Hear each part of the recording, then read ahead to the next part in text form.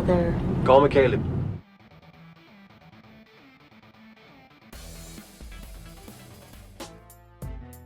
Number 10. Shane West.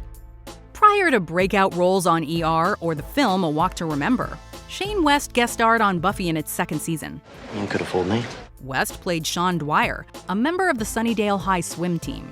The team in question is suspected of using steroids, and while they are, they're certainly unusual. What do you mean? Their coach is actually dosing them with steroids in a sauna, which has the side effect of turning them into fish monsters. West's character and the rest of the affected creatures are eventually released into the wild. We have a feeling A Walk to Remember would have been a little more The Shape of Water had he kept the costume for that film. Number 9. Clea Duvall. I'm disappointed. I really hoped you guys had figured it out by now. Much like her character on Buffy, it's easy to forget Clea Duvall was even on the show. Duvall played Marcy Ross, a classmate of Buffy and Friends who is so marginalized and ignored that she literally turns invisible. We all want what you have. To be noticed, remembered, to be seen. After remaining unseen for months, Marcy is driven mad and begins taking revenge on her former classmates, whom she blames for her condition. Ultimately, Buffy is able to land a knockout punch on her that turns her visible again. Although the door was left open for Marcy to return to the show, the character never did. Duvall and Sarah Michelle Gellar would later work together on The Grudge, though. Who's there? Number 8. Ashanti. I'm Xander. Listen. While she's a major R&B singer now, Ashanti's career was just beginning to pick up steam back in 2003 when she appeared on Buffy the Vampire Slayer. In her single episode appearance, Ashanti played Lissa, a demon serving as the first evil. It's telling us to pick our partners, align ourselves with the good or the evil. Lissa goes on a date with Xander in order to lure him into being sacrificed to summon a powerful vampire. The poor guy just always seems to attract women who are also demons or monsters. Lissa's plans are foiled by Buffy and the rest of the Scoobies. You might say Ashanti lost her head over the role.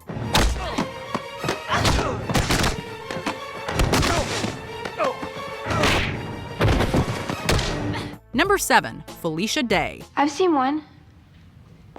Well, my watcher won't show me a photograph of one. Known throughout geek culture these days for shows like Supernatural, Felicia Day was little known back when she showed up in the final season of Buffy. I can cover my tracks, Harry. Trust me. Day played Violet, or Vi for short, one of the many potential slayers the Scooby Gang gathers to battle the first evil. Like the others, Vi becomes a slayer in truth during the final battle. These guys are dust. She may begin as a shrinking Violet, but by the end of her time on the show, she's quite the badass. A bit after Buffy ended, Day graced our screens again in projects like Dr. Horrible's sing-along blog. Hey, I know you. Number 6. Bianca Lawson. You think this is funny?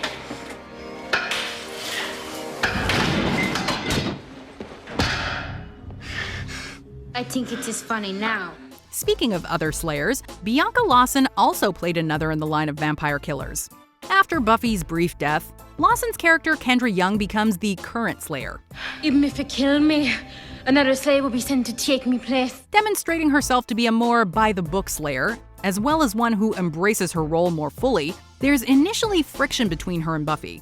Tragically, Kendra is killed by Drusilla, one of the season's villains, before she could develop more as a character.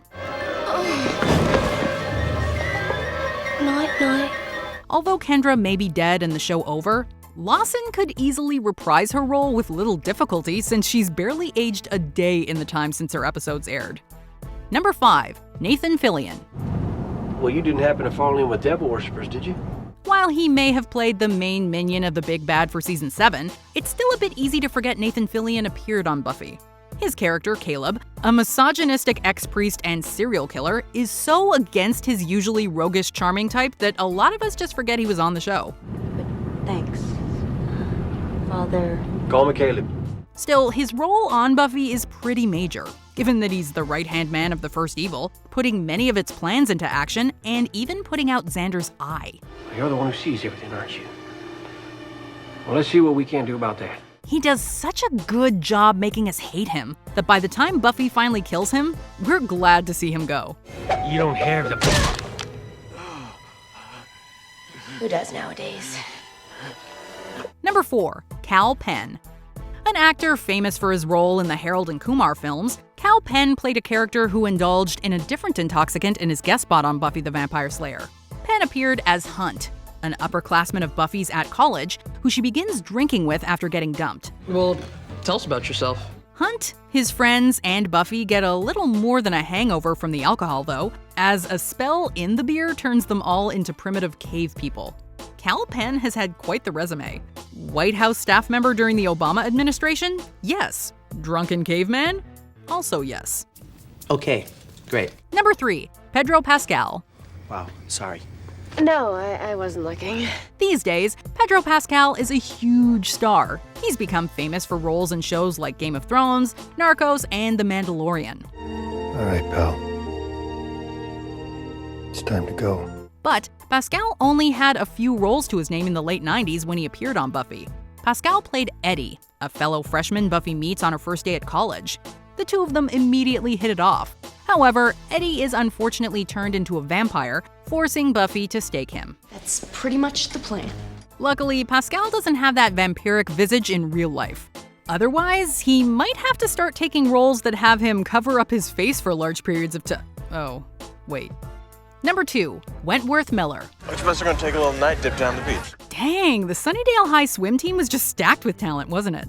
Another member of the ill-fated squad was Gage Petronzi, played by Wentworth Miller. I'm not here on vacation, trust me. Before his breakout role on Prison Break, Miller broke our expectations and that of the characters in this episode. Was that the thing that killed Cameron?